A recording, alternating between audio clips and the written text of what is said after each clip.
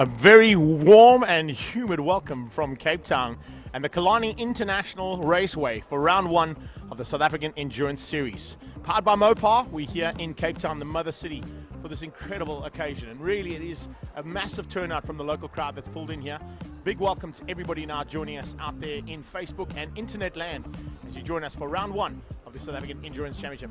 How you doing, guys? Yes, it's Greg Maloney, the voice of choice. I'm here to bring you all the entertainment. I'm going to be having a little bit of fun and games with you for the next 4 hours or so. A little bit longer than 4 hours, but big welcome to everybody in Facebook land, and thanks for joining us here on the live stream, coming to you directly from the Killarney International Raceway.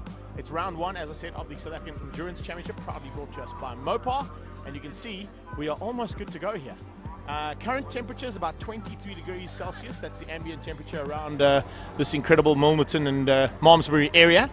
We've got about 60% humidity in the air, so there's still quite a bit of water in the air, but fortunately not enough to bring any rain. And I think with the way that the wind is blowing, and usually what we do is we take some kind of indication as to what's happening with the pelicans flying either west to east or east to west.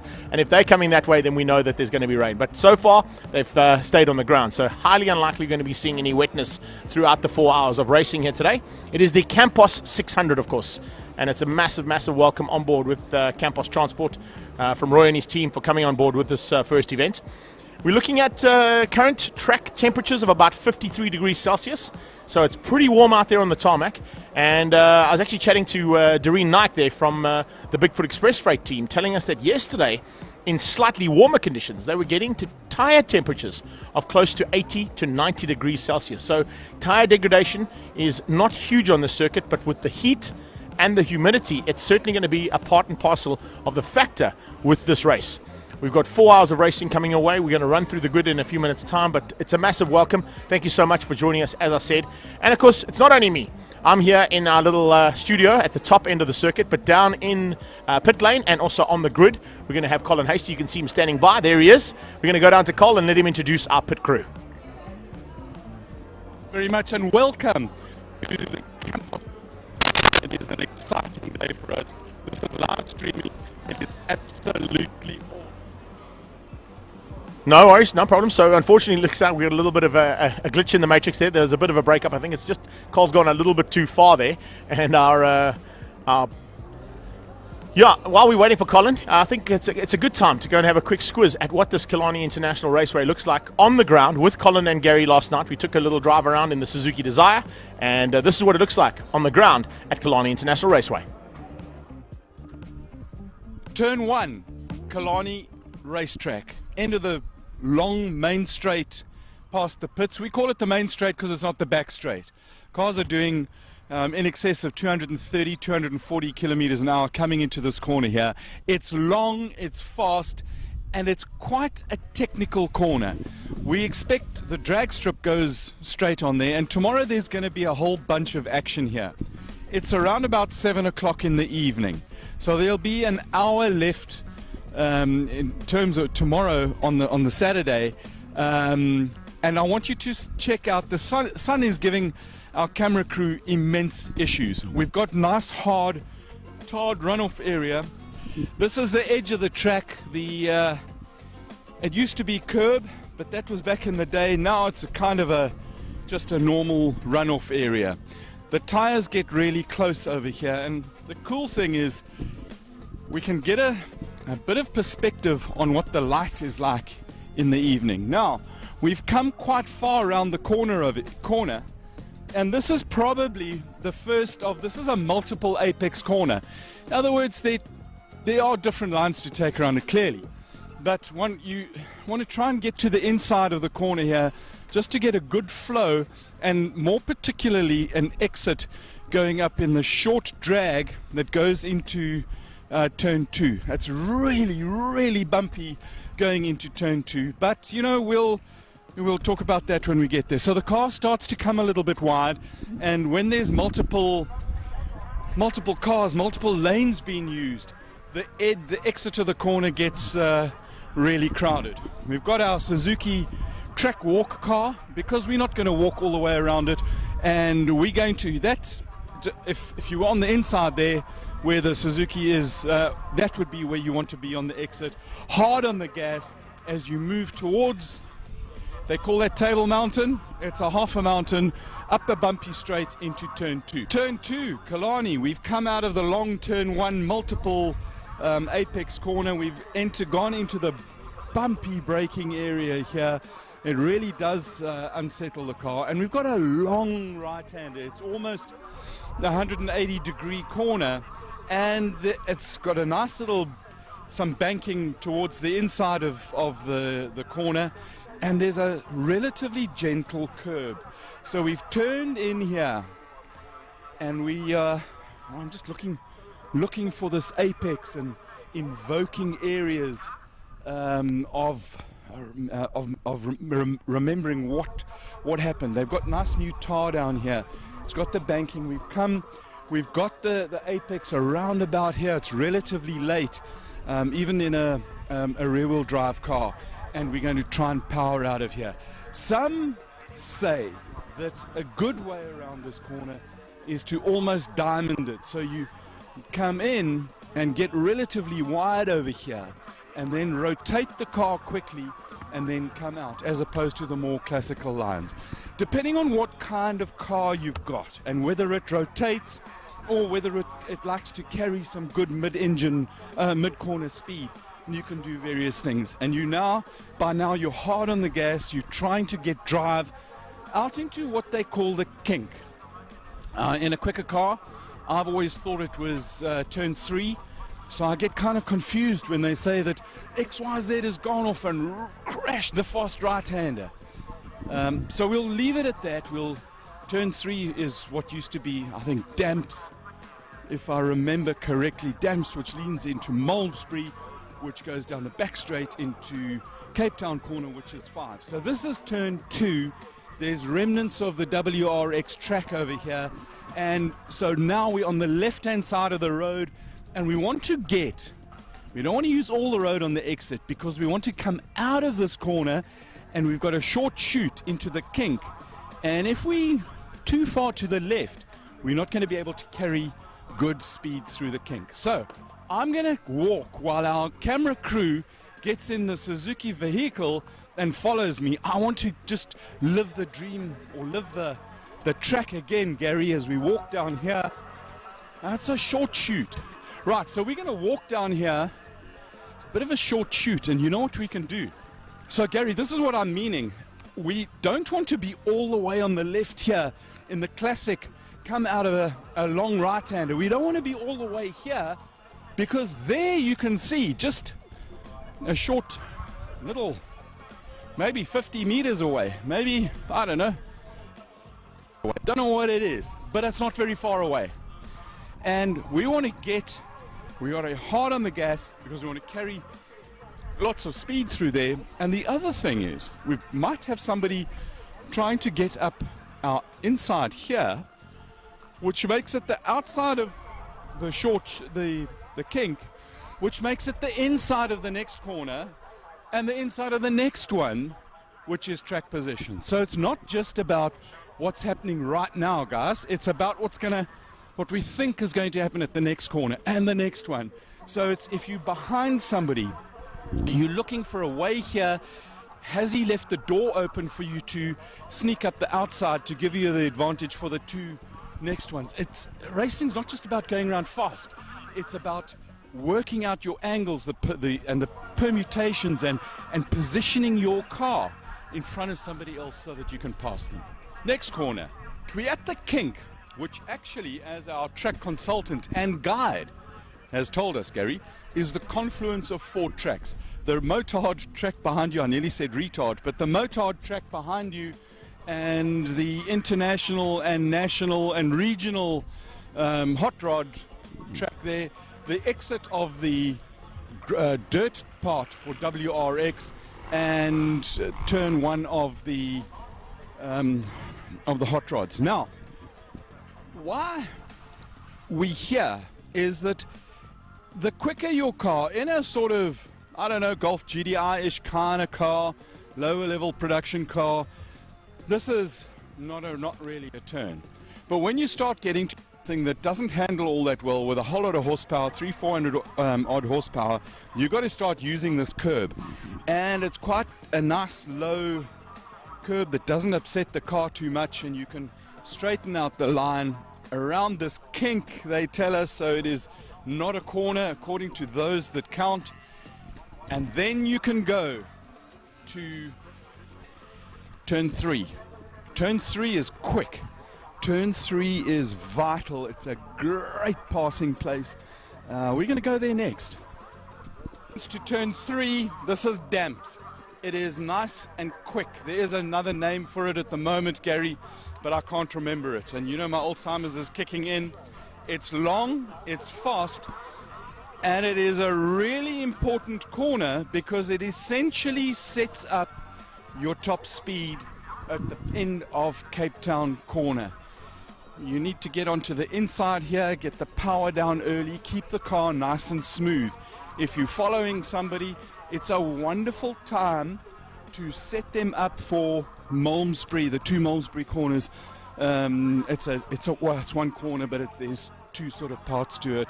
It's got a very interesting line. On the other side of the wall over here is the WRX track, the dirt part of it, and really cool. Gary, let's have a look here. We will see these lovely lights. So tomorrow we may go into nighttime. We've got some really nice lights that are going to light up this part of the track. There was an incident earlier on. There was a bit of a bad crash, so there's a tyre repair, and that tyre repair is kind of on the line. It's going to be interesting to see if it holds up. I really do hope that it does hold up. Right, so the exit of the corner here, just beyond the Suzuki, is another, 100 meters straight going into the 2 Malmesbury corners. This is where you've built up, these are quick corners, this is where you've built up your lap time and you've now really got things going. This is turn 4. They used to call it Malmesbury. It's a double corner, it's double apex, it's quick. They now call it Jaguar corner.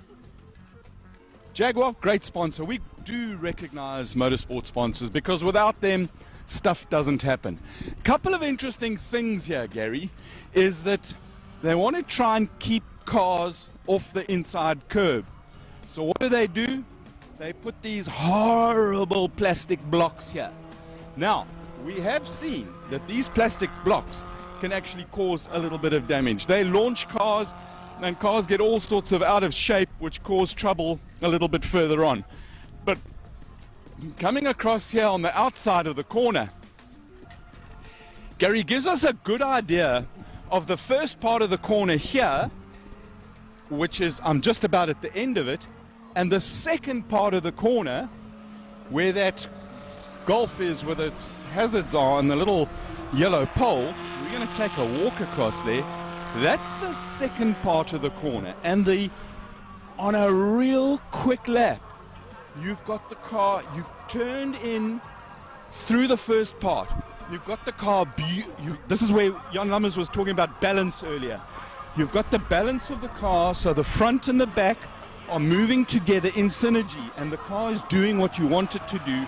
It's keeping a relatively constant yaw rate. You're not understeering or over-rotating, oversteering.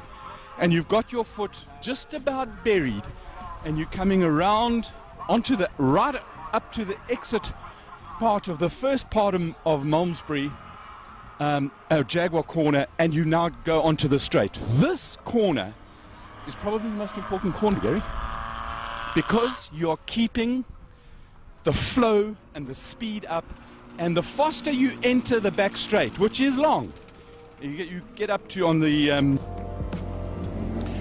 Sorry, I had to cut Colin short there, but the reason for that is we already have cars rolling out onto the grid and getting ready for the start of the Campos 600 here at Killarney International Raceway for round one of the South African Endurance Series, proudly brought to you by Mopar.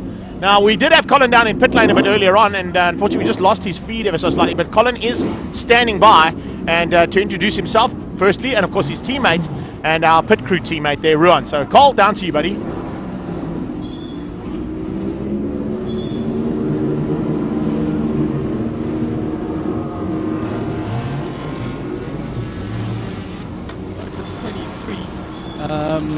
They are one of the more reliable cars, and it's going to be quite interesting to see how they work on the index of performance. Sharp end of the field over here is the Ginetta G55. It's got a V8 Nissan motor in it.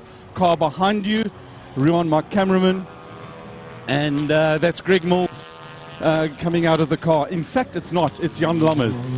He's just changed his helmet and he's got a new one. All right, coming past me over here is the Aquila 7-litre Chev V8 engine in it with a turbocharger. Aranji's in the Lamborghini, exciting car. Nash, really good on tires. They should be able to run the whole race. We've got the backdraft has also gone out. Cars will start coming from behind there. Ruan, should we just turn around and have a look over here, and you'll be able to see the cars coming from behind. Right next to us here, the Ferrari of Kishore Patamba. This car is run by Fast. They've had an issue with the ABS brakes this morning, so they're going to be running without any ABS, and that loses them a little bit of time. And the other interesting thing is that they've got these lights right down the bottom here. We're going to end up with around about 1 hour of running in the dark, but it does interfere a little bit with the aerodynamics on the car. But cool car. So now let's come along over here and check out the backdraft. This is the Trevor Graham and Brian Martin car. Trevor Graham in the car at the moment. Big V8 Lexus motor in here. They were very, very happy to be qualify ahead of the Ferrari. And their words were, they're both red cars, but this one cost about a tenth of the other one here. The Ginetta, the orange Ginetta, Team Africa Le Mans, they went over to Le Mans a few years ago. They ran also in a Ginetta, but the GT4 version of this. Nice to see a Rhino on it, and anti-poaching, we're trying to stop that. Right, we've got the Honda of the Angels coming down. Now, the Angels qualified, or Dwayne Angel qualified the Honda slightly ahead of the Alpha. Let's come forward, Ruan. It's going to get quite busy on the grid here. We've got about 2 or 3 minutes left before this race actually gets going. And I haven't seen the Ginetta G57 come out. Right, Ligier JS53. That's Fritz Kleinhans in the car, the 333 car. We might get a little bit of pixelation on our picture, but I'm pretty sure that our production guys will be sharp on that. Beautiful, beautiful sounding Ferrari of Andrew Colbert, which is that one over there. Right behind you, another one of the Ligiers. This is a slightly older Ligier. Leon Botma's in the car at the moment. And versus the carbon fiber chassis that we've got over there. Right coming behind us now is the Aquila. This thing is like a bolt of lightning down the straight, and it's got huge amounts of power. Coming down the middle of the grid over here is the Ligier JS53 Evo. Beautiful looking car. That is my pick to win this race, even though it is not the fastest. And they qualified second. The fastest car is of course the Ginetta G57. That thing is ginormously quick, fastest ever lap of a four-wheel car around the track. Right, let's get out of the way here. Son Woodley coming through with his Bigfoot Express Porsche. Another one of the most, it just sounds so beautiful. Mike Vernier in that is a original Shelby cars. It's got a V6 Nissan engine. Over there you've got Kishore. And they've got this issue with the ABS. I'm just a little bit kind of worried that they're going to end up with some problems in that. Yesterday during qualifying, Jan Lammers in the Ginetta had what he thought was some kind of a mid-corner pickup and a vibration. He wasn't really happy with the car, so he didn't push the car. They did a lot of work on the car overnight. They seem to have found the issue, and in the warm-up this morning, feedback came back, problem solved, and they're going to have a go. So, what are what are we looking for? Which are those issues? Car behind. Yeah, we can.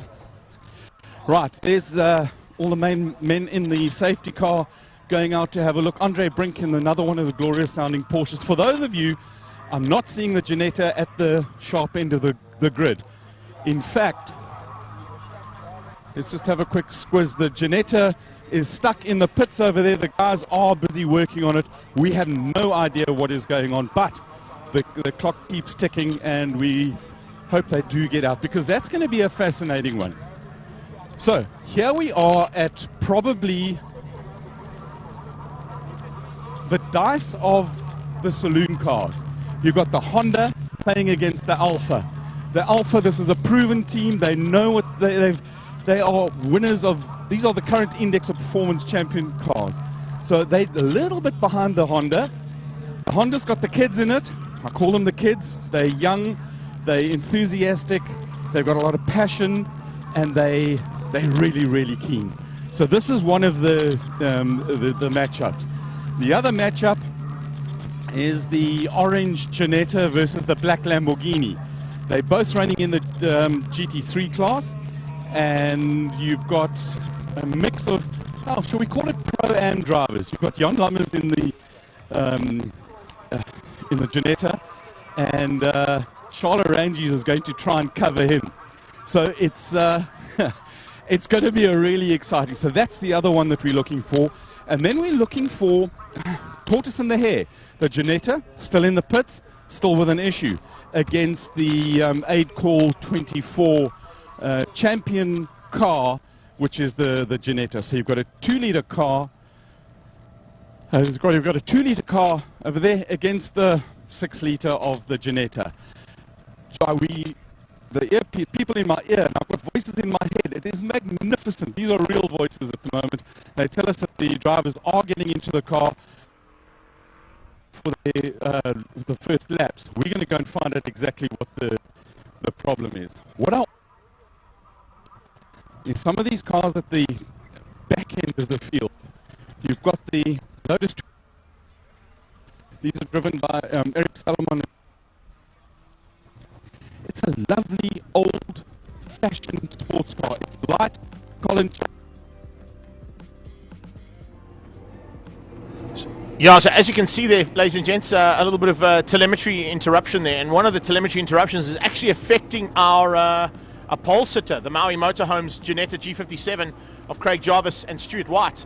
Now, you heard from Colin, and I'm probably going to be talking about it ad nauseum here today, the fact that that car has set the outright lap record with Stuart White behind the wheel in one of the sprint races earlier on today of a 106.675. It's the official outright lap record of the Killarney International Raceway. But unfortunately, they're still stuck in pit lane. The reason being is it looks like the steering wheel that fits that car is plugging in, but it's not picking up the paddle shift or any of the electronics. So there's a bit of an issue right at the start, a bit of drama right at the start here. There you can see, still stuck in pit lane. That's the Ginetta I'm talking about. And unfortunately, they haven't been able to get the steering wheel to engage with the electronics inside the car. So there's a very good possibility that car might have to start from pit lane and could be a couple of laps down even before the race starts. Not what they were planning here in terms of that team. But let's wait and see what the idea is. You can see, I think that looks like it's Jarvis already out the car. Some of the electronical guys inside trying to sort that car out to get it ready to go now.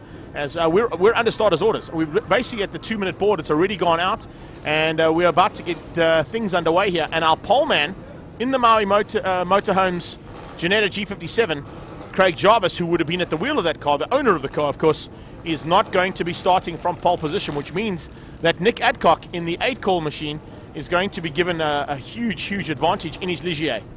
That's a Honda 4-cylinder engine that's inside that Ligier, so they're going to try and take this advantage and try and use it to the best of their abilities. There's no doubt about it. As we run through the grid, remember we've got the Aquila, which is the gold and silver machine, which you can see just at the front end of the field there as well. That's going to be piloted by Johan Engelbrecht initially. He's partnering up, of course, with the owner of that car, which is Francis Carruthers. Then we've got Stradale Motorsport alongside him, and that will be none other than Charles Arangis, and he's piloting the Paget Lamborghini. We've got Communist down in 5th place. Alongside them will be Strocam Mining. We've got Andrew Colbert, first of the Bigfoot Express Freight Porsches, with his teammate Son Moodley right behind. You can see those two Bigfoot Bigfoot Express Freight Porsches literally line astern there with another Porsche right on their tail of Andre Brink. But alongside them is Mike Verrier, Greg Mills, of course, alongside him. And unfortunately, the one grid position that's missing out there is the Bakari machine. The Juno, unfortunately, has had to be withdrawn and has some issues. Looks like a little bit of cars just taking their time to get off the line and get going again, but they are starting to roll. As we run down into 11th place, I mentioned Andre Brink. Then 13th place will be the Backdraft Racing Cobra. We've got Martin Prince there in 14th place. And then the second of the Bucket List Racing Machines, that's in 15th place alongside our Autohouse Angel, top runner so far in the saloon car category. And great to see that Angel is there. Colin's back down. What have you got for us, Col? Right, cars have just left the grid. They're on their formation lap. They're sitting behind the pace car. They are going to do, I think, 2 laps. They did have this discussion earlier.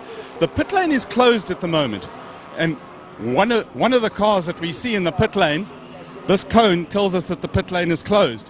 One of the cars is the pole sitting car, the car that finished with the record time. We're going to have a quick look at this before the cars while they're busy on their warm-up lap, and we're going to try and find out and see what the story is. We've got right, there we go. The steering wheel is not talking to the ECU, and this is a problem we haven't only seen on endurance cars. We've seen this in some of the Formula 1 cars. There's a little plug in the steering wheel when the steering wheel is put back onto the car. There's a little plug and it's got a whole lot of pins in it, and if these pins aren't lined up nicely, then you end up with a broken link. And with the broken link car coming up behind us, I see that's the Mike Schmidt, Bruce Evan Taplin backdraft. Will also have to start at the pit lane. So just what the problem that they've got over here is that you've got the 2 parts, male and a female part of the plug, and it's a multi-pin plug. These have to fit into each other so that you've got full communications. These things are pretty complex in that inside the steering wheel there's a whole lot of electronics, and there's a number of different computers on board on the car. So a little glitch like this, a little bit of dirt, a pin that's loose, a pin that's damaged, all of these things can affect it. Right, guys. This is Ruan, my cameraman. Ruan is, this is the first time we're working together. My name's Colin Hasty. We're having great fun over there. Bruce has left, and if I am not very much mistaken, as somebody once said, it is the last of the warm-up laps. Right, they're still busy furiously working over here. Have we got a driver? We've got a driver. There is our driver in the background. Stuart White, the fastest ginger, come across, move away. This is a busy pit lane, and I know that we said, right, Greg, are you ready to go? But we're ready to go, and we're already going. Into turn 3, we are racing. The official pace car from Alfa Romeo has been pulled into pit lane, and it's now Johan Engelbrecht who leads things out as they head up into Malmesbury for the very first time. Look at this incredible shot that we've got here coming down the back straight away. The Aquila yesterday got up to 290 kilometers an hour. Expect to see similar lap times right now. Slightly heavier fuel load, but he's already pulled a margin and pulling away there from second place, Nick Adcock in the Ligier. Behind that, it's the Lamborghini, and you can see as they come through, they're piling down into that corner. As they come out, it is the Aquila moving away from everybody else. Adcock under pressure from Charles Arangis as they cross the line and complete lap number 1 here. And we've got 4 hours of racing coming away. So stand by for some action coming away very, very soon.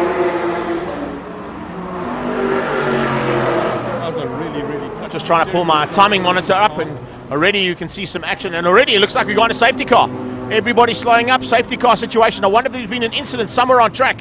We'll try and pick that up with our cameras. Remember, we've got 1-man camera here. This is the way we're doing things. Slightly different to a normal race day where there's about 7 or 8 manned cameras. We have cameras that we have the ability to pull up on, and we've also got 1-man camera down at turn number 3. So that's our man camera. Everything else is on a static basis. So you can see already under safety car situation. I'm not quite sure where the incident has happened. We can try and pick that up on our cameras, and our team can try and pick up where the incident is. Looking at the way things started out here, as I said, a good start there from Johan Engelbrecht. They were starting to pull away there from Adcock, but now everything's been pulled back together again. We don't have an actual safety car that goes out or a pace car that goes out under these situations. it's a virtual safety car, which means that everybody has to stick to a 60 km/h speed limit right the way around the circuit. So with this virtual safety car now, it's up to Engelbrecht to dictate the pace. He's got Adcock on his tail, as you can see there in the Ligier. Then you've got the Lamborghini, the Paget Lamborghini there. That's Charles Arungi's behind the wheel of that one. Mike Verrier behind them. He, of course, is in a stock standard Shelby Can-Am, running the V6 Nissan engine. Then behind that is James Forbes. First of the Porsches is going to be Andrew Colbert. You can see a nice start there from the Frost team. Then you've got the Ginetta. We didn't really get to speak about it. I think Colin spoke about it on the grid. Unfortunately, I just couldn't hear what he was saying at that stage. I'm going to work on that through the 4 hours just so I can get some good communication there. Our team here is doing a phenomenal job. Remember, this is a co-production of Pro Visual Productions and ILEB, and bringing you all the action here from round one of the South African Endurance Championship here at Killarney International Raceway. So looking at the way things are going so far, heated start to this race. Talking of heat though, about 25 degrees Celsius right now, so the temperature, ambient temperature has gone up ever so slightly. We're still sitting at about 60% humidity. Track temperatures, as we heard earlier on, about 50 degrees Celsius, and they're going to get cooler through the afternoon and hopefully not affect the tyre temperatures like they did yesterday, which we're talking to Doreen Naik there. Robert Cartwell, big thanks for joining us there. Massive thanks to Ludwig Peze as well. I see Mark Friedman has just jumped on board with us, watching from the International. George Schmalberger is there as well. A massive welcome to all of you guys. Leanne Power, thank you so much. And great to have the opportunity not only to bring you the live commentary and the pictures coming through here from the action on track for this first round of the South African Endurance Championship, but also to be able to interact with everybody jumping in here on Facebook via ILEB. A massive welcome to you all. I saw Black Widow vehicle jumped in there with Mark van Willensdorf. And we certainly hope that you're enjoying every bit of the action. Yeah, thanks for joining us there, Friedman. It's good to have you here, but as you can see, a couple of guys diving in, early pit stops. Check this out. This is exactly what we kind of expected. Some of these guys might be coming in with unscheduled stops. Some might be thinking to themselves, well, you know what?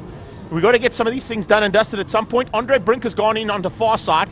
He's followed very closely by the second of those Cape Town-based Porsches. I think that might be Cyril Ginsberg is in that one. And then here in the pit lane, you can see down below me here, I'm actually just up on the left-hand side of that Motul banner that's on top of the pit box there. But that's Mike Verrier into pit lane as well with an early unscheduled stop. But with this virtual safety car, it gives guys a chance to come in. We also see Keegan Ward out there in the Alpha. Right, we've got the Mike Verrier car in the pits over here. I'm looking for damage. I'm looking for damage in the car. I don't see anything. We've got to find out what the problem is. Is he here for a stop and go? Yeah. And why? He was a naughty boy? Got no idea. No idea why. It's a stop and go. So they're holding him down, and you can, I love it, the communications. Talk to the driver, and there's they push, you can watch the lips, and he's starting the car now. We've got one of the Bigfoot Porsches in the garage as well. Don't know why that is. He was doing, I think that is the Andrew Colbert car. It's got the yellow wing on it. So that'll be the Andrew Colbert car. Right, Mike Verrier is in the pits for penalty. Let's just come and have a look at the watch. See how far his watch is going. He's done 1 minute 21 of standing. That's got to be the most frustrating, horrible thing. Yesterday I accused him of being a little bit grumpy, and today we're smiling. We've got to. He wasn't grumpy. It was just, and when they sit in the car, their helmet pushes their cheeks up. And sometimes when the helmet pushes the cheeks up like this, the guys get a little bit crazed look in the eyes. You can, if you look down into the helmet. Do we know why he's got the penalty? We don't have a penalty. We have to be doing the 1 hour, the IMSA challenge, so we have to do a 3-minute pit stop. Driver doesn't have to get out the car, but you do a 3-minute pit stop. Awesome. Now we've got the correct information. But this is the pit stop, guys. In the old days, they stopped and the driver got out and ran around the car, and it was quite comical. But see, he's got a 3-minute stop, and we've got 2 minutes and 16 seconds left. Ruan, come with me. I want to show you guys something else. There's the other pit stop. That's Andrew Colbert. And we're looking for up there, close to the heavens. In the background there's Gary, and there we see Greg, our man Greg on the mic, busy running through. Right, can you hear me, Colin? 60. Let's come and have a look at the Porsche, because I love Porsches. I think they're absolutely magnificent. Right, we've got 10 seconds. 5, 4, 3, 2, 1, 0. Right, we've got 10 seconds. Thanks, Fritz. What we Is need he to do is counting him just down work a real little bit down there. I careful? know it's live, so I can chat to my production crew at the same time as I'm talking to everybody out there in Facebook land. Colin's busy talking over, and he's not even realizing he's been muted. Colbert's come in for that compulsory pit stop. They have to come in for a 3-minute compulsory pit stop, and Veria, as you saw with Colin, also coming in for that compulsory pit stop, getting it done and dusted. It's not a bad idea under safety car, because it now allows them to basically get out, and I think they both got out just before the safety car or the front car. The leading car there of Johan Engelbrecht and Francis Carruthers, the Aquila, came through. So they can actually now go, although it's a tough one, because, you know, with a 60k an hour limit, they're now not able to make up the ground to go all the way around and form up at the back of the grid, because they've got to stick to a 60k an hour zone all the way around the circuit. In a normal situation with a safety car actually going out with a physical car, of course, you can then speed yourselves up and go all the way around to form up at the back of the grid. So a couple of guys diving into the pit lane there for that compulsory stop, as you heard from the marshal there and from the team representative saying they wanted to get that out of the way, sort it out so they can then go and try and attack. Because remember, there's a couple of cars that are literally only fighting for the first hour of this 4 hour. And then there's the rest of the pack of cars that are going to look to try and get through and complete all 4 hours and take this first round of the championship. Now, I know they're working on the communication between myself and Colin. We're going to get that sorted out as soon as possible. And also the communication with my production team down in our OB unit. And a big up, of course, to Pro Visual Productions and to our LEB for bringing us all this action. Thank you so much for joining in there. I see Janet Wood has jumped in there. How's it going, Double J? We've got Johan Pinot coming to join us as well. Bradley Score has come to join us too. Thanks so much here in Facebook land. It's fantastic to have you guys all here. The voice of choice, of course, here at Killarney International Raceway. We're certainly hoping you're enjoying all of this. Unfortunately, we are under a virtual safety car. So it's 60k an hour zone right the way around the track, giving opportunities to people to get those little pit stops that kind of are a niggle. But, you know, I think Colin can hear me now, and if he can, the one thing we need to keep very wary of throughout the race, and particularly in this first hour, is that those cars that are involved in the hour don't incur any penalties, because Cole, rightfully so, seeing the guy coming in there and a stopwatch being put on him, assumed that there was a penalty being applied there, but it actually wasn't a penalty on Veria. Veria had come in using the strategy of the safety car scenario to come in and get that compulsory pit stop done and dusted. You know, only driving an hour, most of the cars that are in the hour shouldn't have to come in for a splash and dash, shouldn't have to worry about changing tires in that hour period. The car should run with no issues and no glitches. And I think we've been talking to so the faster you go, the more fuel you use. More fuel, the more, and if you on your one-stop strategy, you've got to be careful about how much you use in the first 2 hours. Yeah, so we've got a variable power adjuster for the car. We can choose how much boost we're adding to the car. So whether we want to run it at 1 bar or 1.5 bar. So when the car's heavy, we turn up the boost and it eats a lot of fuel per lap. And when it gets lighter and more nimble, we turn the boost right down and still achieve the same kind of lap time. So you set a target lap time? We've got a very good idea what the lap time will be. But obviously the conditions today, Keegan will be out there 7-8 laps, and we will then know exactly what the lap time has been more refined. Awesome. Tia, thanks a lot for talking to us. Right, Greg, we're going to go back to you. The race is back on. It's all being finished. Greg, back to you. Yeah, thanks, Scott. Appreciate that, buddy. Yeah, we're on the green flags there. It looks like one of the Ligiers might have been involved in that incident. I'm not quite sure which one it is. We're going to try and pick that up now that we're back up and running. Looking at the way things are going, it's not the Adcock car. He's sitting there in third place comfortably at the moment behind Engelbrecht, who leads out ahead of Aranji's in the Lamborghini. Also just want to shout out to my crew downstairs there in our OB unit. I do need to get the timing monitor up on my screen here, and it's not coming up on the mouse like I've asked, like you said it would. So if we can try and find a way to get that timing monitor up here, or someone to come and sort it out, that'll be magic. There we go. Francis Carruthers. Apparently he's behind the wheel at the moment, but I think it's actually Johan Engelbrecht that is in that Francis Carruthers Aquila. Behind them is Stradale Motorsport, piloted by Charles Aranjis, the aid call machine. And that is a Ligier of Nick Adcock, sits currently there in third place. Behind them, you can see they're pushing hard here. And right now, James Forbes in the Caminas Ligier. also for the Honda's 4-cylinder engine there. Stroke and Mining tucked in behind them is Trevor Frost and Rnd1 Botma. So Rnd1 Botma and Trevor Frost sharing that car. And it looks like we're going to be in for some fun and games here, as this first race of the South African Endurance Championship has now gone underway. Coming up on back markers almost instantaneously, the Aquila has already started to close in on some of the back markers. The Ligier is in the pits down here below me, so maybe we can go down and find out if Colin has been able to get across there. I'm sure he is, but the car that had the issue has now pulled into pit lane, and Colin's down there and can give us a little bit of insight. Right, we've got the 555 in the pits over here. It looks like Jan Gommers is in the car at the moment, and he's complaining about something being a little bit loose, and there's a vibration in the front. They've gone around, they've tugged at the bodywork. Car's going out now, he's fired it up, and out he goes. And let's see where this dice goes. He is belting it out of there. I hope he stuck to the 60 kilometers an hour. Greg, that's it from the pit lane. Back to you. Appreciate that, Colt. Sorry, apologies for that. I was getting info from Gary. Gary van der Spey, of course, from ILEB, just giving me just the wrong car there, but no worries at all. It is the Ginetta that was actually in there, the one that's going to be piloted by none other than multiple Le Mans winner, Jan Lammers, who's now part of this incredible adventure at Killarney International Raceway. You can see the cars in full flight down that back straightaway. As I mentioned, the Ginetta G57 and the Aquila able to get into the 290k an hour mark zone down that back straightaway. So some of the fastest cars we're going to see around the circuit are certainly out there at this stage.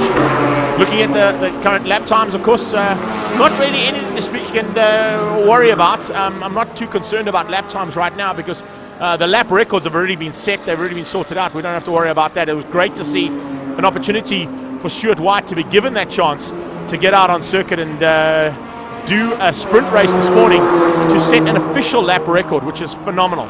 And really looking forward to seeing if he's able to do anything about even going quicker than that when he gets in the car a bit later on. So I think we're going to be mindful of that when White is behind the wheel. The current owner of that Ginetta, of course, is still stuck in pit lane. They haven't even got the car out on track yet. So the Ginetta G57 of White and of Craig Jarvis, not even on circuit just yet. And we've probably completed close to 10 laps.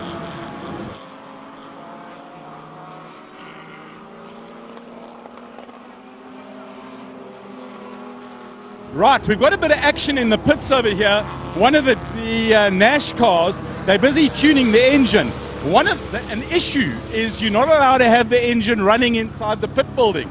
So you've got Francois over there, who's our kind of official police and traffic cop, and it stinks in here from all the fumes. So we've got a whole lot of the officials coming around and checking this car out. We're going to go out of the inside of the pits. One of the other things is you've got to have an environmental mat in the pit, and this mat is supposed to absorb any of the fluids so that you don't slip and slide, part of the environmental policy. We're going to come out of here, Ruan, and we've got to be a little bit careful as this car is coming out of the pit. And here he comes. It's the 999 car, and there's Matthew Nash, and he's taking him out of the pit. I think it's Gavin Rook in the car. And out he goes. I want to go and have a word with Matthew. Matt, you were running that car in the garage. You're not allowed to do that, apparently. It's better than spilling oil on the racetrack. That Ginetta's doing 270 k's an hour. You can't risk putting oil on the racetrack. I'd rather have a drive-through penalty. We're a bit unlucky there. The pressure relief valve jammed in the engine and it blew the oil filter up. So we just had a very good look and a check over. Rev the hell out of it to make sure we don't spill oil on the racetrack. It's the responsible thing to do. We take a drive-through penalty. Awesome. Thank you very much, Mr. Nash. Right, guys. Revmore Engineering, you've got to love it. Greg, our man up there, is with a Motel hat on. Back to you, my boy. Thanks for that, Cole. Yeah, some nice input there from Matt Nash and our pit crew, giving us a little bit of insight as to what's happening down in the pit lane. That's going to be kind of what happens all race long. We've got some fantastic footage using a slightly different format of coverage here. And of course, we tested this last year at the East London round of the South African Endurance Championship, and it worked really well. So far, looking at the current stats, we've probably got about 2 or about 80 to 100, no, just gone over 100 people watching at this stage, and of course it's just going to get more and more exciting as this race starts to unfold. So look out for the action that's going to stop and start here all the time. There you can see action for second and third place right now. Stradale Motorsport, sponsored by Paget, on the side of that Lamborghini, piloted at this stage by Rnd1, but Adcock is all over the back of him and looking for a way through. Diving into the inside there, there's a change off a second. Great camera work there from our only man camera, as we see an overtaking opportunity there from Nick Adcock, having a big look on the inside. Now the reason for that is possibly that Adcock is seeing the car out front starting to move away and possibly get away and give an opportunity to everybody to lose out. Just trying to pull. I'm looking. Okay. The Aquila has had a problem. If we can try and find that gold, there it is down the back straight away. It's just not picking up on our timing monitor for whatever reason. So the Aquila, I think, is still leading this race out. It's just not coming up on the timing monitor. It's coming down in 7th place, but it's certainly out on track and definitely the first car to come across the line as he comes past me now. So there goes Johan Engelbrecht. Engelbrecht in that Aquila at this stage, sitting in first place, but the timing monitor is telling me it's different. The timing monitor is saying that we've got 2 cars in second place. That should sort each other. In fact, up to second now is Adcock. Adcock has moved up into second place and has gone through. Now, I'm looking at the way things panned out there. No, there's definitely been a problem. I think the Aquila has come into pit lane or has slowed up somewhere. So, correction there. Our race monitor timing has now corrected itself, and it is the Aquila of Johan Engelbrecht and Francis Carruthers that's dropped down to 7th place. They are 2 laps back on the 8-call Ligier of Nick Adcock, and second place Stradale Motorsport Lamborghini, piloted at this stage by Charles Rnd1. So apologies for that, just getting all our technical and equipment to work properly here, and eventually it's pinned into a good place here. There you can see one of our local drivers, the number 12 car there coming through. Nice to see that we've got local entries as well as our usual contenders involved in this race meeting. So I think we're going to be in for a fantastic day's racing here. Cyril Ginsberg is coming through. The Aquila is back out. So just getting confirmation that the Aquila is back out. But as I said, down in 7th place according to the timing monitor that I've got in front of me right now, it is Adcock who leads out. Adcock ahead of Rnd1, ahead of the Caminas piloted at this stage by James Forbes, and the Strocam mining car. And the Strocam mining car is also a Ligier, and that is, I think, at this stage piloted by Rian Botman. So those 4 cars are the only 4 cars that are on the same lap.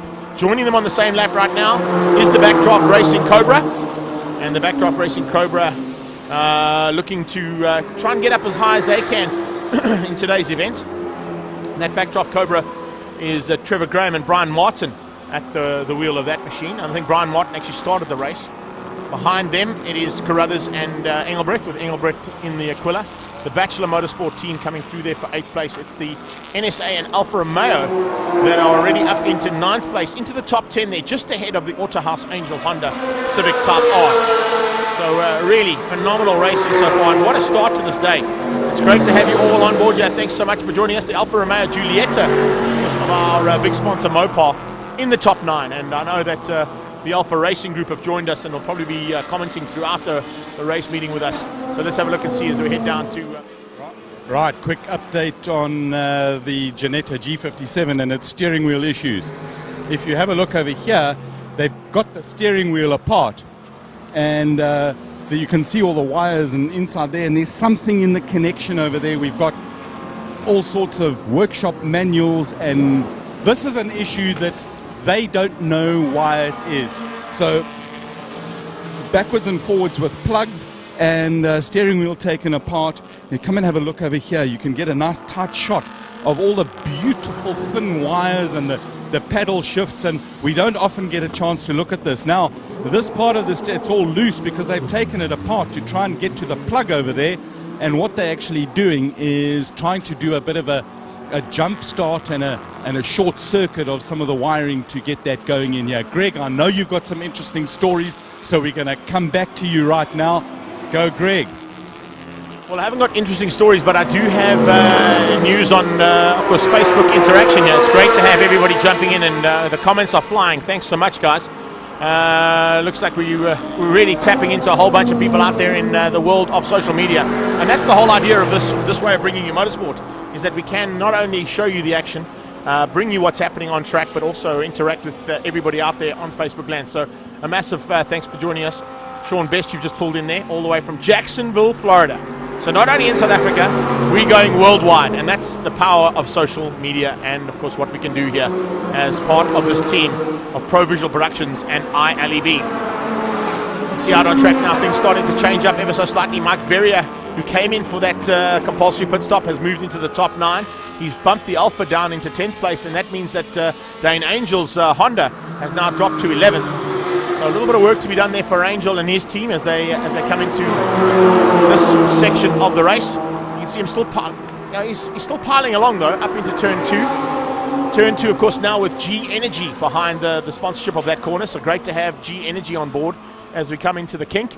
Following the Alpha, if we can pan with that Alpha, it'll be really cool. That's our main sponsor's car, of course, and piloted at this stage by Keegan Ward. He's got the Janetta all over the back of him. That Janetta with Jan Lammers behind the wheel, so a multiple Lamar champion in his own right, diving into Malmesbury. Turn 4 Malmesbury, a double right-hander that takes him onto that back straightaway. And there you can see the kind of pace that these cars get down that back straight before they climb on their anchors down into Cape Town Corner, also known as Fostron, as Fostron have taken the sponsorship of Cape Town Corner there at the bottom of the circuit. You see the pilot in, it's a banked corner. It's about 10 or 12 degrees banking that you go through, so you can actually just rail through that corner, almost everything she's got in a big car. Rear wheel car, you got to just be careful as you feed the power on coming out of that turn. And then you come through a little kink to bring you back onto the Porsche Club straight. And great to see that the entire team of Porsche Club and Porsche Club supporters are all down at the Porsche Club, just on the right hand side. In fact, left of that shot right now, you can just see the Porsche Club in the background. And speaking of Porsches, it is a hard charge coming from that man. Now, Andrew Colbert came into pit lane the same time as Verrier, and he's looking to now make up the ground he lost while he took that compulsory stop. He's not quite into the top 10 just yet, but he's nearly there. And we'll keep an eye on his progress as he comes through and overtakes, retaking, of course, that position back on the Cobra as they dive down into the Dam Stip and Rose Foundation Suite. Up the back straight away now, this is the KFM straight, and into that double right hand at Malmesbury, pulling these guys around. Looking at the way things are going to be turning out here, of course, remember this is only round 1 of this championship, so it's vital to try and get championship points in the bag. You don't want to be parked in pit lane like we're seeing with the Janetta, who's already down there, the G57 Janetta of Craig Jarvis, who's having some issues with electronics on the car, where the steering wheel won't match up with the telemetry that's available to it and feed it to the car. It's kind of, and I know Colin was trying to explain the scenario of how it works, but it's on a similar kind of vein to what you'd get if your cell phone charger doesn't plug into your cell phone. You know, those little metal pieces that go into the cell phone, and when your SIM card goes in and they don't match up exactly right, you then have no capabilities on that cell phone. So the idea is that if that telemetry doesn't match up, unfortunately the car is not going to be able to be driven, because it won't allow you to do the paddle shifting from the paddles on the car. It won't allow you to do anything else in terms of the buttons that are available on that steering wheel. You can turn the boost up, turn the boost down, play around with different options on your brake bias, etc., that the car's availability has. And if you don't have that opportunity, well, it's not going to work. So they're working frantically to try and sort that out. Incredible to think that one little thing like that might spoil the entire day for the outright lap record setter here this weekend, Stuart White, and of course his teammate Craig Jarvis, who should have started the race and got out into the... Ooh, problems. There you can see a Porsche with some smoke coming out of it. That Porsche having some big issues down that back straightaway, and that's a Porsche 910 with big smoke coming out of the back of it. So I'm a bit concerned about that. There you go. You can see it heading down towards turn 1 right now. We've got massive big piles of smoke coming out of the back of that Porsche 910 as he goes into KFM corner turn 1. Holzhoek, as it used to be known, KFM now the sponsor for that turn. There you can see it following that car around. I wonder if that team are going to be concerned, because that is not the way they want to be going around the track. Also going to take into account there's possibility if Steve Pickering and Andreas Letnik are in that car, the Classic Motorsport Porsche could be dropping some kind of fluid onto the circuit too. So there'll be concern from the COC, there'll be concern from the marshals, watching that there's no fluid coming out of the back of that car, which could potentially ruin lots of drivers and lots of cars if that is the case. I don't think it is, Otherwise, we would have already seen cars coming up behind. You can see one of them being the backdraft Cobra. Then you've got the Bigfoot Express Freight Porsche, who's actually overtaken that Cobra. The Ginetta coming through there in amongst the two Ligiers. But certainly some issues on that Porsche. And that car is definitely going to be coming in a pit lane, no doubt about it, as it heads up the KFM straight into Malmesbury. Colin's down in pit lane though, and he's got some information for us. Right, we've got a bit of news here. The Craig Jarvis is in the car. They've got it out of the garage. They're getting ready to start it and to get going. But the other bit of news is we've got one of the white Porsches that is actually on its way back into the garage. He hasn't got the steering wheel on now. They brought the car out. I thought that they were actually ready to get going, but as luck would have it, as they came to us, the steering wheel disappeared back into the garage. We also had the Rnd1 Lamborghini that came in for a back left cut tyre. And reason for the cut tyre, they tell us, is that Charles has been riding the curbs too much. Anyway, so he's still out there and circulating. Guys, I haven't seen the Porsche come into the pits yet. So, right, the Porsche is coming into the pits.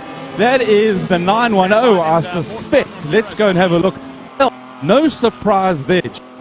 This car has been misfiring and popping and banging and leaking, and I think every single fluid has leaked out of this car. It is a beautiful replica of one of the old Ferraris car in. Right, that's Dean Wilson. He's coming for his drive-through penalty, 60 k's an hour, and out he goes. There's a horrible, horrible smell of oil, burnt oil. Yeah, guys, I think that's terminal. Anyway, end of the 910 Porsche. Greg, we're going to keep an eye on the Ginetta because I see that the brake lights are on. But in the meantime, going back to you, Greg, take it away. Thanks, Carl. Appreciate that. Once again, just a call out to our team down there in the OB. I'm really battling to hear Colin and to hear you guys on those changes over. So we can just work on that little bit of communication. We're going to just sort that out, but it'll be sorted out in a few minutes' time, I know. Good to see the Ginetta is up and running and hopefully going to be back out on track. Dave White has just joined us as well on Facebook Land. How's it going, Dave? Thanks so much. Amar Khan has also come in there. The lap record, you're asking about what was the lap record. The record initially was a 109.4, but the lap record was set earlier on by that Ginetta that's stuck in pit lane with Stuart White behind the wheel. And the new outright lap record is now a 106.675.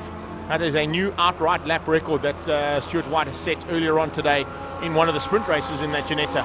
So that answers your question there, Omar. Hopefully that's what you're going to be doing. Mark Louth has joined us as well. How's it going, Louthie? You should be here, but in one of your cars. I'm not quite sure. Are you not here? You should be definitely involved in this kind of category. It's right down your alley for the fantastic racing team. But great to have you here, buddy, and thanks so much for joining us. Our pal, Bayesh Bergen has joined us. How are you doing, bud? Good to see you here, bud. Thank you so much, all the way from Holland. So we've got a big fan of Jan Lammers who's just joined us. He actually gave me a shout out on Facebook a bit earlier on there and mentioned the fact that he's got every single one of Jan Lammers' race cars in 143 scale models. I think he said to me close to 475 models, if I'm not mistaken there, pal. So Paul Bayersbergen, thanks so much for joining us. It's fantastic to have you here all the way from the Orange Land, eh? Yeah, the Netherlands, from Holland. Thank you so much for joining us, and I hope you're enjoying the coverage. Sean Best and Patrick Vermark going to be coming in here soon as well. He's telling Patrick Vermark to come and join us. Thanks, Shawnee. Tell all your friends about us. Come on, don't be scared. That's the whole idea. We've got 79 people watching on our live feed. Make that 82 as I speak. So it's great to see that that number just keeps growing and growing. And of course, anybody out there in Facebook land that has people here at the circuit, remind them that they can jump onto their smart devices, come onto Facebook, and find our feed on ILEB. It's a small I, it's a capital L, it's a capital E, and it's a capital B. And it's live right now, right up for the next 4 hours of action. Colin Dunn. Right, the action we've got here is that it's alive. It lives. Jarvis is in the car, and if we have a look down here, we can see the steering wheel. The steering wheel's disappeared. I saw it. It was in neutral. The screen was alive. Things were happening. I'll tell you what, this is getting Monty Python-esque. We have a steering wheel. No, we don't. It's on. No, it's off.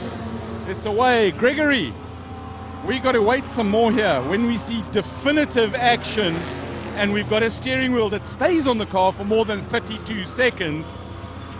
So, right, Greg, please take us away to some moving racing cars instead of stationary cars. Cheers, Greg. Thank you, guys. I'm trying to find out and establish who's getting into the car. Have they changed the driver strategy slightly or not? I'm not sure. If you can maybe just get a shot and get Ruan to get a shot of that, I really appreciate it, to see if it's going to be Craig Jarvis getting into the car, or are they going to change the strategy and put Stuart White in? If they've got Stuart White in, remember, he's the faster of the two drivers, so he might be able to make up the ground that they've lost while they've been stuck in pit lane. So Ruan, if you can just go around there you can see Ruan working hard, just go and try and get in there. No, it is Jarvis. Jarvis is going to stick to the original plan. He's going to be the first man out in his own car, and Jarvis will be the first man to go and pilot the G57 now. Yes, I know the steering wheel problem has been an issue. We spoke about that. It's kind of, as I was mentioning earlier on, it's like your cell phone charger. It's that little mechanism where the steering wheel has to connect to the telemetry, and it works very similar to how you'd plug, and I'm trying to show you here on my own phone, how you plug this section into there. And if that's the case and it doesn't match up, you can't charge your phone. So the same thing applies on that steering wheel. It's something very small, something completely that no one would have thought might have gone wrong. And what they've done is they've now made a plan. They've got that plugged in. It's working with everything. The paddle shift is now available, and the ability to use the steering wheel controls is back into the hands of Jarvis as he leaves pit lane. And Right, Stewie, you not looking happy at all. You've lost, what's it, about half, and how many laps? 21 laps. And what was the problem? Oh, it's something, one of those that could have rather happened in practice. Inside of the steering wheel, there's a socket that connects onto the car when you push the steering wheel on, and for some reason that socket pulled back, so it wasn't making connection. And it took a while to figure out what the problem was. So me and Craig are both thinking of the bigger picture, and that's a championship. So we're 21 laps behind. We reckon we can still get into the top 5, score the points, go to the next round, and carry on thinking of the bigger picture. That's the only way we can do it going forward now. It's unrealistic going for the win, being this far behind, but it's more than possible to still salvage a result out of it. And I bet that you are going to get somebody to look after the steering wheel a little bit more carefully. Yeah, we can't take the steering wheel off in pit stop, so we're just going to turn it sideways. We can slide our legs past it. So that's the only thing we can do now. And order a new spare steering wheel on Monday. Yeah, well, that's not for me to decide, but I'm sure there will be spares in the future. Right, Stuart, pick yourself up. It's just a race. Right, there you have it. There was a socket in the steering wheel. It was broken. And Greg, there's a car coming into the pits here now. Hold on. We're going to want to stay with this because I believe it is the Aquila. Come with me, Ruan. We're going to come and look around the front end of the car. And you must tell me if you want to go away. The 999, that is one of the Nash cars. Bigfoot Porsche in the pits over here. We're expecting the Aquila for its fuel stop over here. Let's just see if he's coming. Is he coming now? He's coming in now. And part of the fun of the pit lane is that you get different kinds of racing car. We've got a Code 60. There is a car off the track, so the rescue truck goes out and the flatbed goes out. The rule in this kind of racing, and we expect this pit lane to start getting seriously busy now, so we're going to, I see that the 8-call car is also going to come in. Guys are getting seriously ready over there. So the rule that exists is that if you can get the car back, that's not 60, oh, I mean, well, hey. The rule is if you can get the car back into the pits, you can still carry on racing. We're going to come, we've got 2 pit stops here. Have a look at the safety that we've got here. Everybody's in fireproof overalls. They've got balaclavas on. So we've got 2 cars coming in for a pit stop. We've got the Gold Aquila, which hasn't got past over here. And then we have the age called Ligia JS53. So essentially, we've just got to wait to see. All right, here comes the Ligia. Let's go, Ruan. Here he comes into the pits. This will be for fuel. Fuel on. And you'll see Mornay's he's going to stay there. We're checking out over here. Dead man switch. Fuel is flowing. Got these.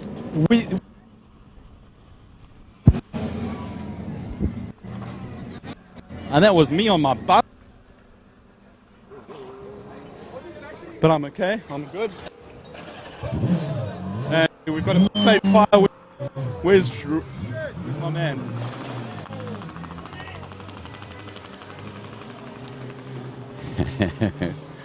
You okay?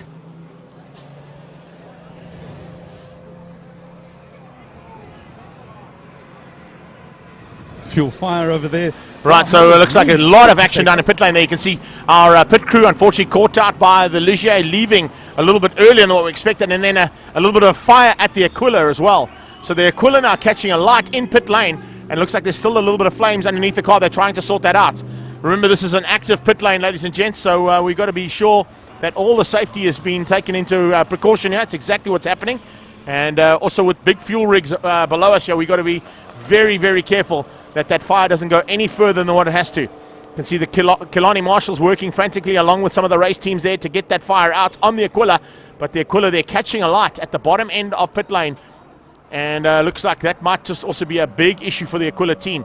So Engelbrecht was behind the wheel of the car.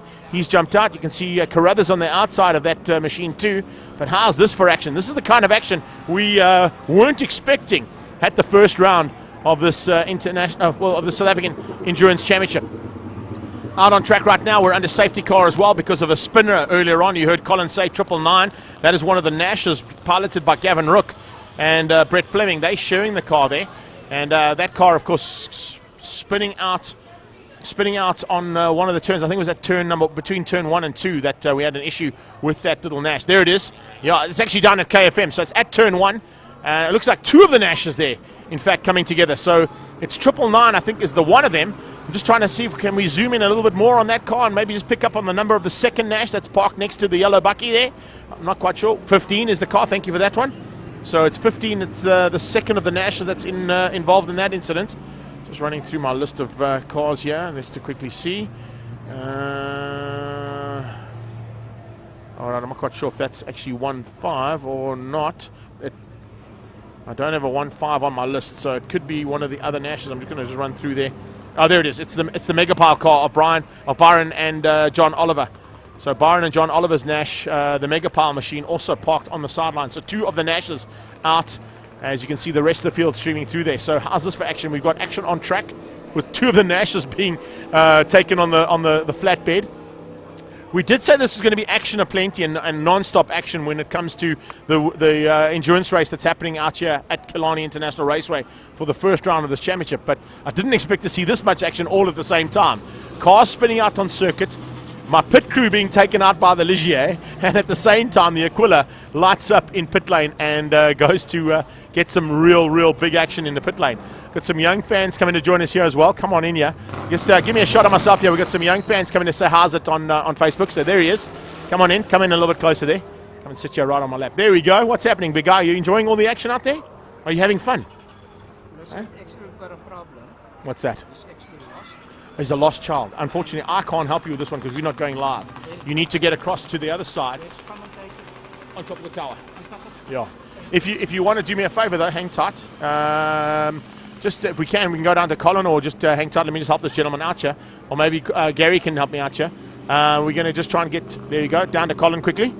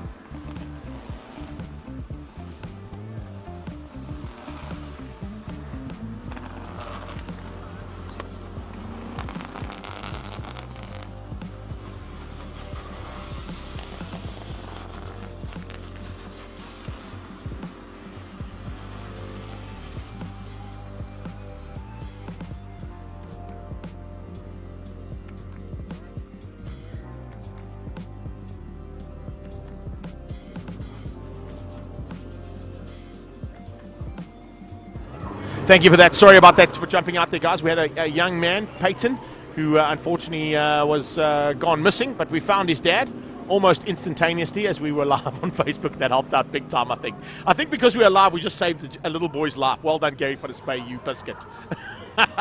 So yeah, we got action in pit lane. We got action on track. We're under virtual safety car as you join us back for the commentary. And apologies for that little bit of a break, but we did have a young man who was frantically looking for mom and dad. We eventually found dad though, and fortunately got that precious cargo back to the people that own it. Right. Quick look at the time monitor, and it is 25 laps completed. We are 42 minutes into the race, and it is the Ligier of Nick Adcock that leads out ahead of the second of the Ligiers, and that is piloted at this stage by James Forbes, the Comenius team that are sitting in second place. Strocam Mining are up into third place, so a good drive there, and Strocam Mining was also in the Ligier. Literally Ligier is 1, 2, and 3 as the race gets back underway. We are under green flags again, green flags all the way around. Ligier is 1, 2, and 3. The Lamborghini has dropped down to fourth place with Charles Rnd1 still at the wheel. Mike Verrier, after taking that early and well-planned pit stop with the strategy that they had, getting that 1 hour compulsory pit stop sorted out, has moved up back into fifth place. Literally where he was when he came into pit lane, he's now back into that position. So a good maneuver there from the Shelby Can-Am team to get Verrier in, get that pit stop done. And the same thing applies to Andrew Colbert, who also came in at the same time, got that compulsory stop done, and now back up into sixth place where he was. So they actually haven't lost any ground, having used that strategy to get the pit stop done very early on. Mills Motorsport is up in the 7th, Bucketless Racing is up into 8th place, the Backdraft Cobra is 9th, and Bachelor Motorsport is now in 10th. Reason for Charles Rnd1's dropping back so much into 4th place actually looks like they may have picked up a puncture. And I did hear earlier on when we were with commentary and with our team down in the pit lane, Colin was saying that a lot of guys are running and riding the curbs. If you run and ride the curbs here, unfortunately what happens is you do tend to have the possibility of picking up a puncture. And if you don't believe me, do yourselves a favor and ask any one of the World Rallycross drivers who found issues with their cars on these curbs in some of the World Rallycross rounds of the championship last year and the year before. If you've just joined us on Facebook Land, a massive welcome to you all, and thank you so much for telling all your friends about us. Ted Barbier has just joined us there. Great to have him with Greg Charman as well. So thanks, guys. We really appreciate that. Keep all your friends coming. We're kind of sitting between about 80 and 100 people watching at the same time. Plus, we've got close to, I would say, a good 2,000-3,000 people here at the circuit too, which is really good to see. They've come out in full force to be entertained here this weekend at Killarney International Raceway. And of course, it's for the South African Endurance Series, powered by Mopar. Round 1 of this championship, the Campos 600, and that's what we are here to do today.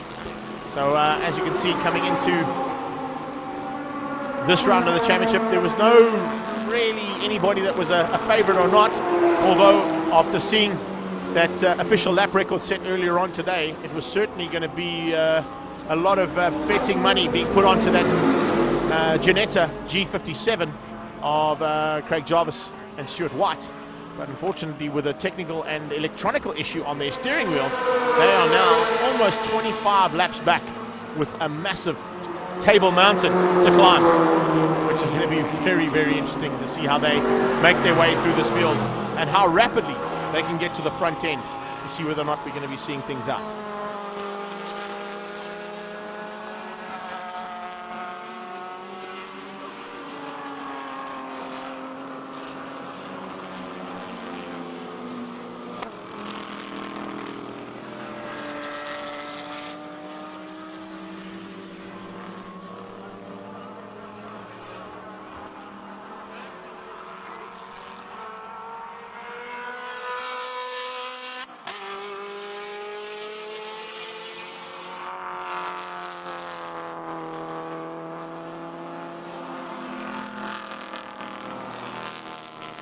Right, so speaking of that lap from Stuart White, let's go on board with him. We managed to pick up an onboard lap yesterday, not of the official lap record, but the one that was the unofficial lap record, and it was actually slightly quicker. Here we go on board with Stewie.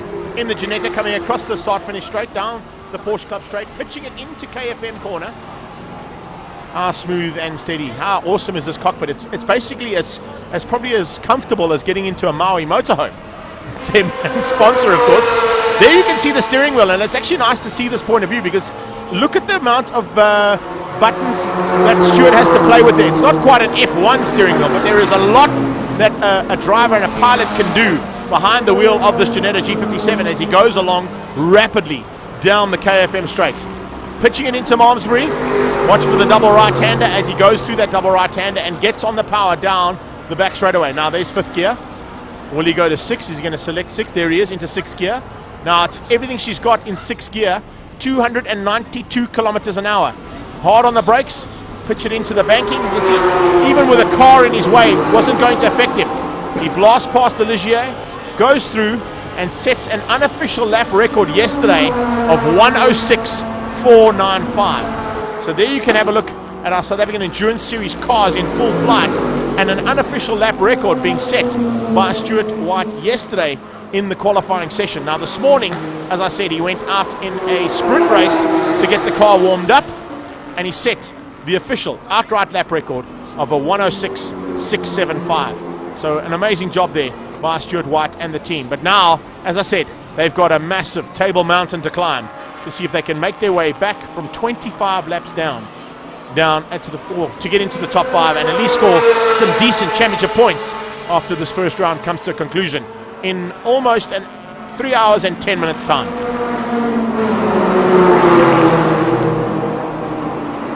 So cars in flight down the back straight, cars in flight right in front of me here on the main straightaway. There they come under braking. There's a maneuver. Oh, and Calvert locks up.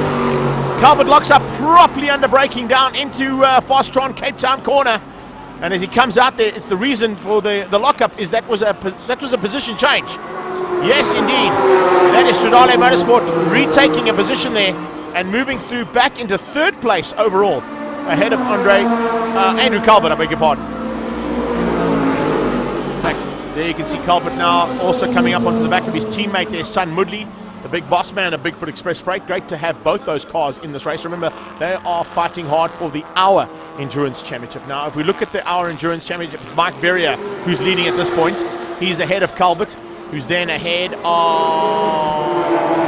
Bachelor Motorsport. Those are the 3 that are fighting at this stage for that Hour Endurance race win. Calvert has got some work to do. You can see Verrier in front of him. That is that battle right now for our production crew that we've just picked up on through turn 2, 3, and 4, which is, of course, G Energy, Rose Foundation, and Malmesbury, is the fight for the Hour race win. And that is the black Shelby Can-Am of Mike Verrier, which will be coming into shot not now, but there he is. And right behind him, the second of the big Express Freight Porsches, that is Andrew Calvert. And 2 of them fighting hard. And they've got about 10 minutes of racing to go.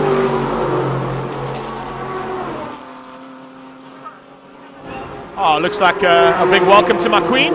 She's now joined me as Gary van der Spey is going to make his way back down into the pit lane area to check on what's happening.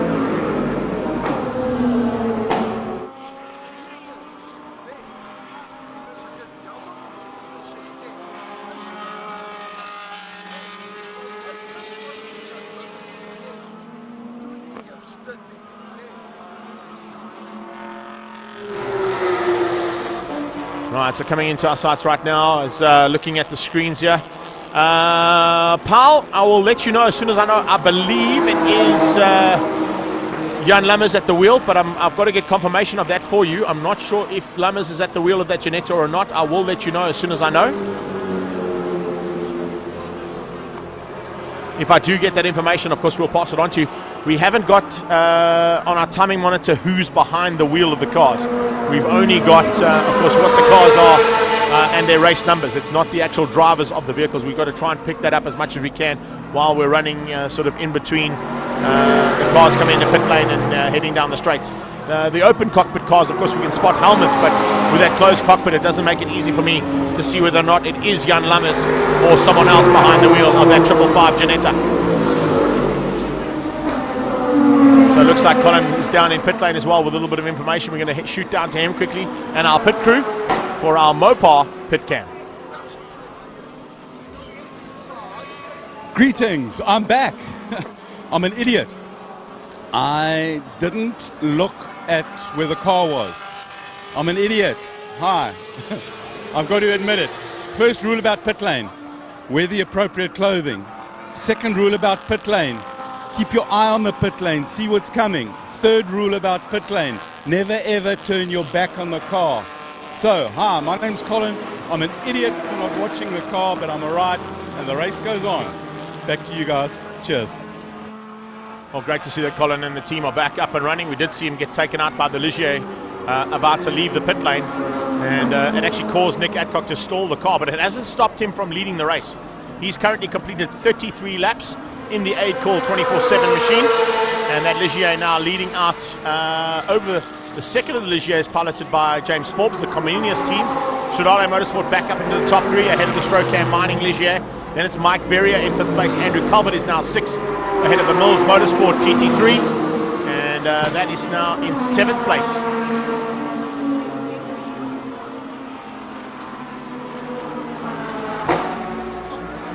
So we're going to try and pick up on the lead now with about 7 minutes to go for the hour race, which is it's an internal race within the 4-hour category, and we are looking for car 33, Mike Verrier in the Shelby Can-Am.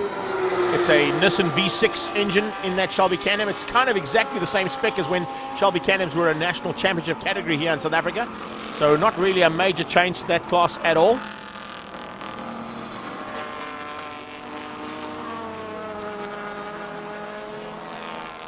As they come down, you can see just trying to pick up on those cars. We're just spotting them because some of our cameras are not manned.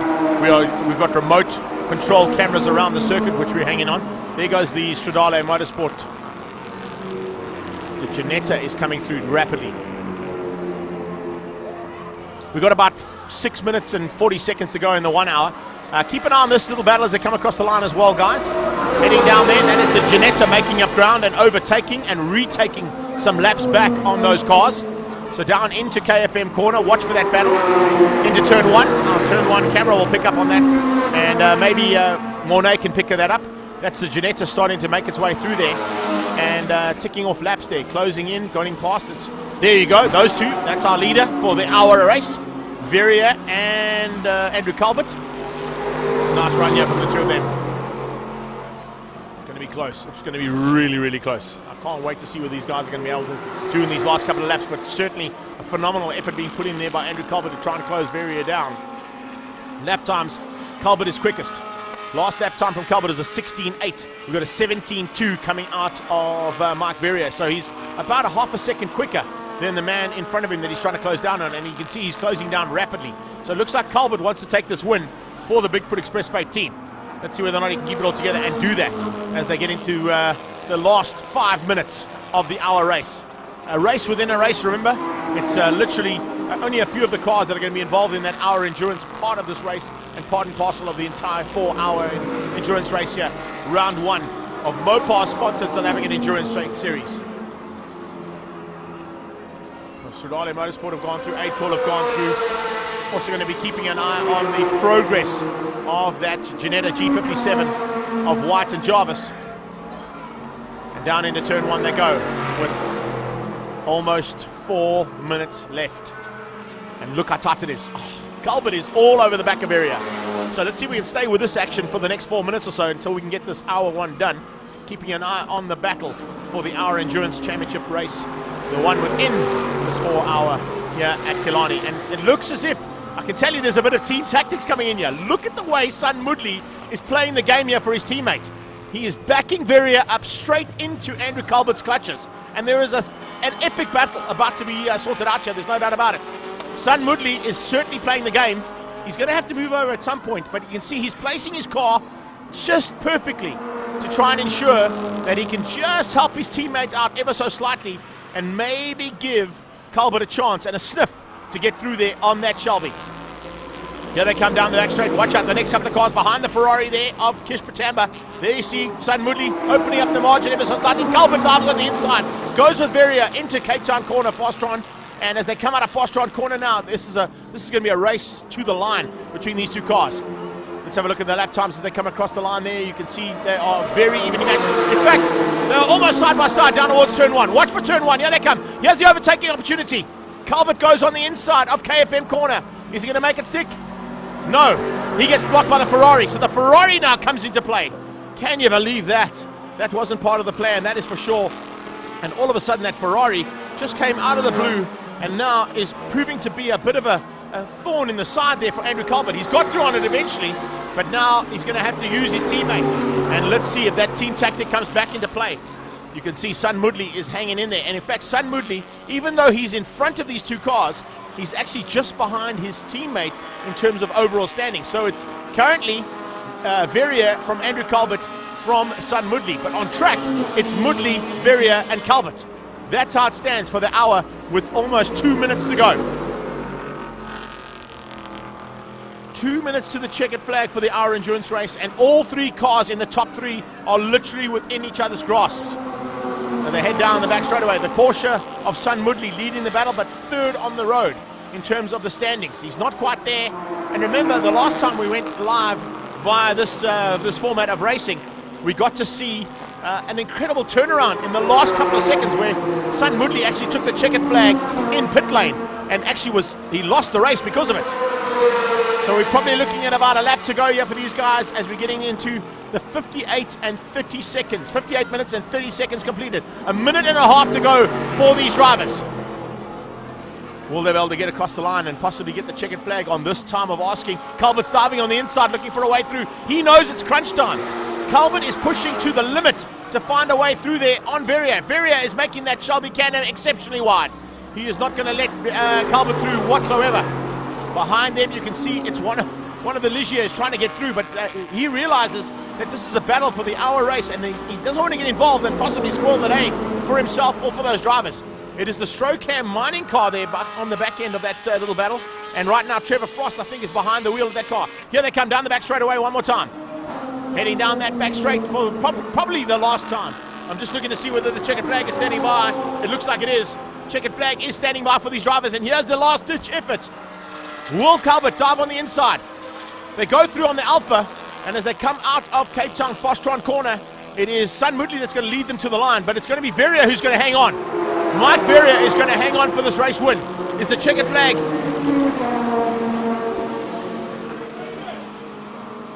No, the flag didn't come out this time. So they're going to give them one more lap. One more lap to go for these guys. Yeah, it wasn't quite the hour mark. And here is Calvert all over the back of Verrier. Verrier and Calvert going at it. Coming out of KFM corner. Coming up on one of the back markers. We've got action down in pit lane. We'll get to that now. Let's just stay with this battle until we get to the end of this lap. The checkered flag will come out at the end of this lap. No doubt about it. The hour is up.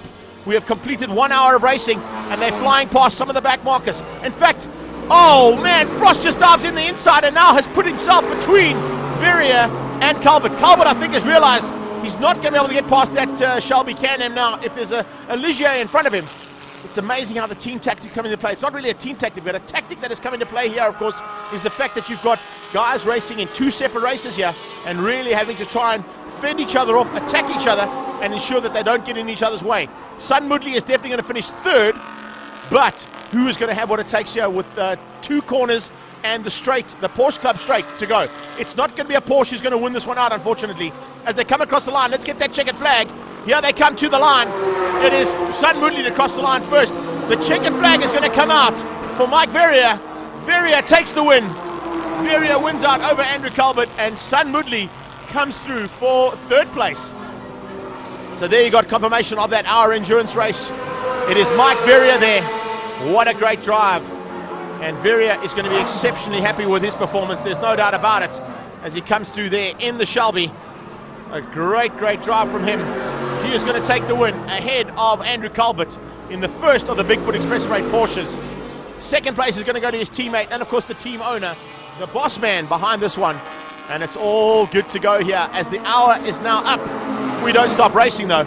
We've still got plenty of racing to come your way. And I think Colin is down in pit lane with a little bit of action that's happening while we're finishing off the hour.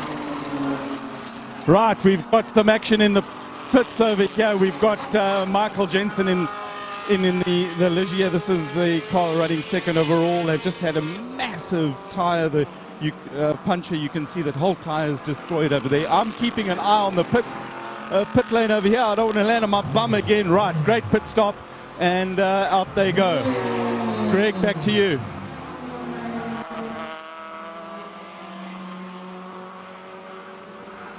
Thanks for that, Colin. Yeah, so I did actually pick up on the ailing 8 car there. So the 8 call 24/7 car was slowing up as we were watching that hour endurance race come to a close. And unfortunately there you can see exactly what the issue was. A puncture on that tyre. It is a concern for a lot of drivers. They're going to have to watch their abilities to ride the curbs.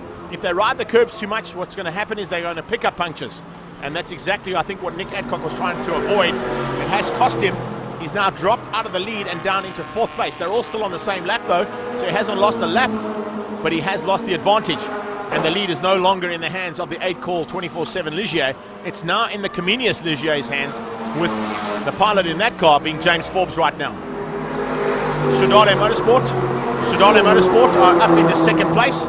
And it looks like we're going to try and wrap things up here. So let me give you a quick rundown of the top 10 as we go to the first part of our endurance race coming to a close. Don't go too far away. We're going to come straight back at you. But before we go, let's have a quick squiz. It's Comenius Ligier that leads out. They are on 41 laps, completing an hour and 4 minutes almost, ahead of the Stradale Motorsport Lamborghini. Charles and Harry Arungi's in 2nd place. Strokam Mining is up into 3rd place. There you can see it on the left-hand side of the screen. They are now up into 3rd, ahead of that 8 call 24/7 car of Adcock. Then you've got Mike Verrier in 5th place. Of course, they will drop out of the running now. And Andrew Culbert and Sun Mudley will be falling by the wayside and moving out of that top 10 position, which will allow the Bucket List Racing machine to move up into 7th, probably into about 5th place. Then you'll move Backdraft Racing up into 6th place. Behind them, Bachelor Motorsport and everybody else out of that one. We certainly hope you've enjoyed so much the action so far here at Killarney International Raceway. It's round 1 of the South African Endurance Series, proudly brought to you by Mopar. We'll be back in a few minutes' time for part 2.